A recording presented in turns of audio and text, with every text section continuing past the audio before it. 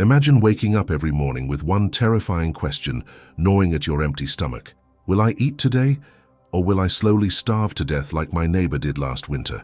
You're a medieval peasant, and your idea of a feast is a chunk of stale bread that's only half moldy, maybe with a thin gruel made from whatever scraps you can scavenge.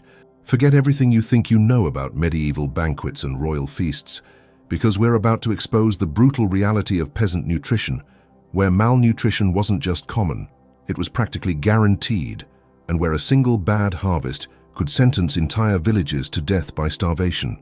This isn't the romanticized medieval world of movies and fairy tales. This is survival eating at its most desperate. Before we dive into this culinary nightmare, hit that subscribe button to uncover more shocking historical truths that never made it into your textbooks. Let's start with breakfast, or rather, the complete absence of it. The concept of 3 square meals a day, pure fantasy for a medieval peasant. Most peasants ate twice a day if they were lucky, once a day if they weren't. Their morning routine didn't involve coffee and toast. It involved checking whether they had any food left from yesterday and trying to make it stretch until evening. The typical peasant breakfast, when it existed at all, consisted of ale or weak beer, because clean water was about as rare as a unicorn, and whatever leftover bread or porridge they could scrape together. But here's the truly disturbing part. Even this meager morning meal was considered a luxury that many couldn't afford. Families would send their children to bed hungry, so the working adults could have enough energy to labor in the fields the next day. Children as young as 5 or 6 years old learned to ignore the constant ache of hunger, because complaining about it wouldn't make food magically appear. Now let's talk about bread, the supposed staff of life that was more like a staff of misery. Peasant bread wasn't the fluffy golden loaves you're imagining. It was a dense, dark, often gritty mixture, made from whatever grains they could get their hands on. Barley, oats, rye, and when times got really desperate, they'd grind up peas, beans, and even tree bark.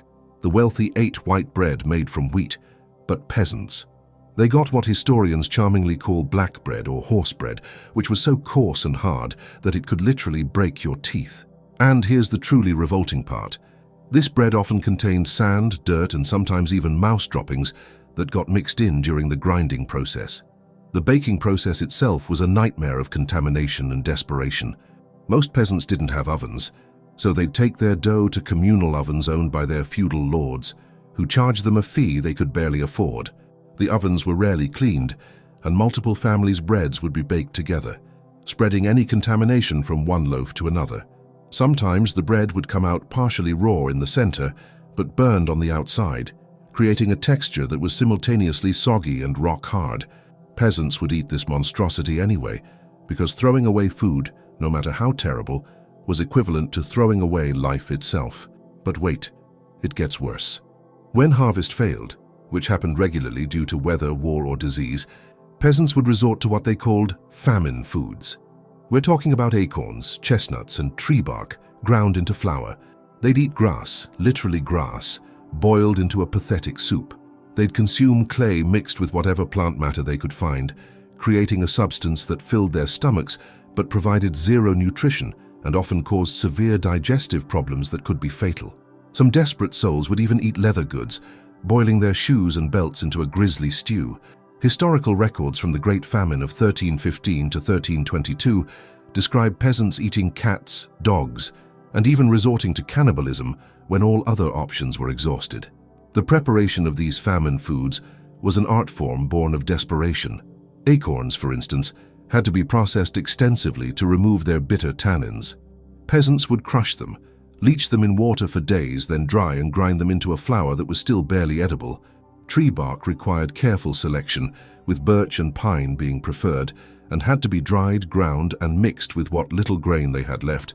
Even then, these substitutes caused severe gastric distress, diarrhea, and malnutrition that weakened their already fragile immune systems.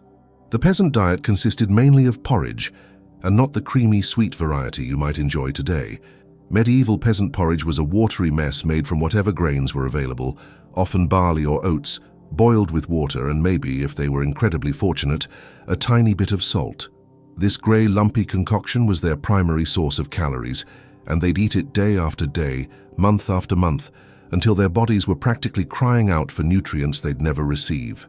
The porridge was often stretched with whatever they could find: ground peas, bits of vegetables past their prime, and sometimes even sawdust when grain supplies ran critically low. The cooking vessels peasants used were primitive and often contaminated. Clay pots would crack and leak, iron cauldrons would rust and flake metal shavings into the food, and wooden bowls would harbor bacteria from previous meals. The concept of washing dishes with soap was unknown, so these vessels were simply rinsed with water, if they were cleaned at all. This created a perfect breeding ground for foodborne illnesses that would ravage already weakened peasant communities. Meat was a luxury so rare that most peasants might taste it only a few times a year, usually during religious festivals or when an animal died of disease and had to be consumed quickly before it rotted completely. We're not talking about premium cuts here, folks. Peasants got the scraps: organs, blood, gristle, and whatever bits the nobles didn't want. They'd make blood sausage from pig's blood mixed with grain, and even that was considered a delicacy. A chicken was worth more than many peasants earned in a month, so forget about regular poultry consumption. When peasants did manage to slaughter an animal, nothing went to waste. The blood was collected and made into puddings. The organs were consumed immediately. The bones were boiled for days to extract every bit of marrow and gelatin, and even the hooves and hide were processed for whatever nutrients they might provide. The intestines were cleaned and used as sausage casings, filled with a mixture of blood, fat, and grain that would sustain a family for weeks if they were careful with portions. Dairy products were almost non-existent in the peasant diet. Cows were far too valuable as work animals to be kept primarily for milk, and most peasant families couldn't afford to maintain livestock that didn't contribute directly to agricultural labor. When dairy was available, it was usually in the form of thin, watery milk from goats or sheep, which was immediately processed into cheese to prevent spoilage. This cheese was hard, salty, and often moldy, but it provided essential fats and proteins that were otherwise absent from their diet. Vegetables existed, but not in the colorful, vitamin-rich variety we know today. Medieval peasant vegetables were mainly turnips, onions, leeks, and cabbage, all of which were often half-rotten by the time they were consumed. Fresh vegetables were available only during growing season, and preservation methods were primitive at best. They'd pickle cabbage into sauerkraut, store turnips in root cellars, and hope their meager vegetable supplies would last through the harsh winter months. The vegetables themselves were smaller, tougher, and less nutritious than modern varieties, having been bred for survival rather than taste or nutritional content. The preservation techniques peasants used were desperate attempts to make food last through the lean months. Vegetables were buried in sand or stored in dark cellars, where they would slowly rot while families picked off the edible portions. Salt was incredibly expensive, so most preservation relied on drying, smoking, or fermentation. Meat, when available, would be cut into thin strips and dried in the sun, creating jerky that was tough as leather and often crawling with maggots that had to be picked off before eating. The most heartbreaking aspect of medieval peasant nutrition was its impact on children. Malnutrition was so severe that it stunted growth permanently. Archaeological evidence shows that medieval peasants were significantly shorter than people today, with men averaging around 5 feet 4 inches and women even shorter. Children who survived infancy, which was far from guaranteed, grew up with weakened immune systems, dental problems, and developmental issues caused by chronic hunger. Many children never reached their genetic potential for height, intelligence, or physical development because their bodies were constantly fighting malnutrition. Infant mortality rates were astronomical, with up to half of all children dying before their 5th birthday, many from starvation or diseases related to malnutrition. Those who survived often showed signs of rickets, scurvy, and other deficiency diseases that left them permanently disabled. Pregnant women faced impossible choices between feeding themselves and their unborn children, often resulting in miscarriages, stillbirths, or babies born so malnourished they had little chance of survival. Seasonal starvation was a regular occurrence that peasants simply accepted as part of life. The period between late winter and early summer, when stored food ran out but new crops hadn't yet ripened, was called the hunger gap, or starving time. During these months, peasants would systematically consume their seed grain, knowing full well that eating next year's planting material would doom them to even worse starvation later. It was a desperate gamble between dying now or dying later.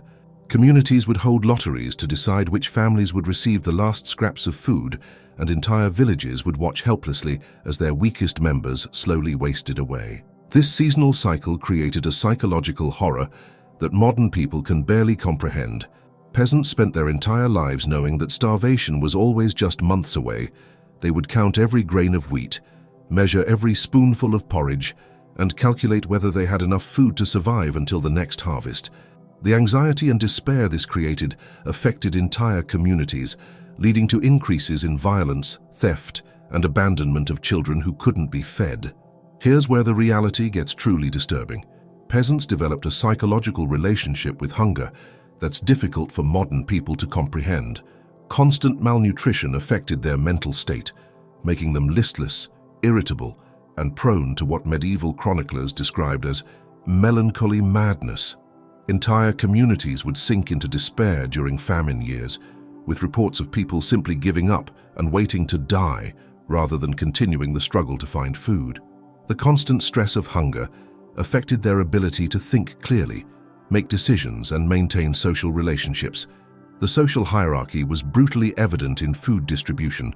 While peasants starved, the nobility feasted on elaborate meals featuring multiple meat courses, exotic spices, and refined sugar. The contrast was so stark that food itself became a symbol of class distinction. A peasant caught poaching a rabbit from noble lands could face death or mutilation, even if their children were dying of starvation. The laws protecting noble hunting grounds were enforced with savage brutality, creating a system where the rich literally ate while watching the poor starve. Feudal lords would often demand tribute in the form of the best crops, leaving peasants with the inferior remainder. During famines, these lords would continue to extract their customary portions of grain, even as peasant families died of hunger. The moral disconnect was staggering. Nobles would feast on elaborate banquets in their castles, while peasant children begged at their gates for scraps that were routinely fed to hunting dogs. Water, that most basic necessity of life, was often more dangerous than hunger itself. Clean drinking water was virtually non-existent in peasant communities. Wells were contaminated with human and animal waste, rivers carried diseases from upstream settlements, and storage methods allowed bacteria to flourish. This is why peasants, including children, drank weak ale or beer as their primary beverage. The brewing process killed some harmful bacteria, making these alcoholic drinks safer than water, though the nutritional value was minimal. The ale peasants consumed was nothing like modern beer. It was weak, often sour, and provided minimal calories while requiring grain that could have been used for bread. Brewing required fuel for heating, which was another precious resource peasants could barely afford. Despite these costs, ale was essential because the alternative was almost certain death from waterborne diseases like cholera, dysentery, and typhoid. But here's a reality check. Not every peasant family experienced the absolute worst-case scenarios every single year. Some regions had better soil, more reliable weather patterns, or more benevolent lords who didn't extract quite as much in taxes and tribute. Some peasants managed to keep a few chickens or a pig, providing occasional protein and eggs. However, these were exceptions rather than the rule, and even the fortunate peasants lived on the edge of starvation, always one bad harvest away from catastrophe. The difference between survival and death was often just a matter of timing, weather, and luck. Even in the best of times, peasant diets were monotonous and nutritionally inadequate. A good day might include porridge for breakfast, bread and ale for midday, and vegetable soup for evening. A feast day during harvest time might add a bit of cheese or even a small piece of meat.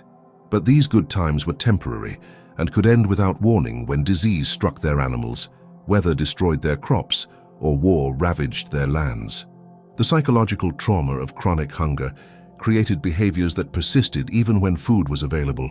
Peasants would hoard any extra food obsessively, hide supplies from neighbors and even family members, and eat ravenously when they had the chance, their bodies desperate to store calories against the inevitable return of hunger. This feast or famine cycle created metabolic adaptations that helped them survive periods of extreme scarcity, but left them vulnerable to diet-related diseases when food was abundant. Children who survived chronic malnutrition often developed eating disorders and obsessive relationships with food that lasted their entire lives. They would steal food compulsively, hide scraps in their clothing, and become violently protective of their meals. These behaviors, born of necessity, created social tensions and family conflicts that added psychological trauma to physical suffering. Medieval peasant women faced additional nutritional challenges that were nothing short of horrific. Pregnancy and breastfeeding required extra calories and nutrients that simply weren't available. Maternal mortality rates were astronomical, partly due to malnutrition weakening women's bodies. Those who survived childbirth often had to choose between feeding themselves and producing milk for their babies, a choice no mother should ever have to make. Many women would slowly starve themselves to death, trying to keep their infants alive, their bodies consuming their own muscle and organ tissue to produce what little milk they could. The gender dynamics of food distribution within peasant families were brutal and pragmatic. Working men received the largest portions because their labor was essential for family survival.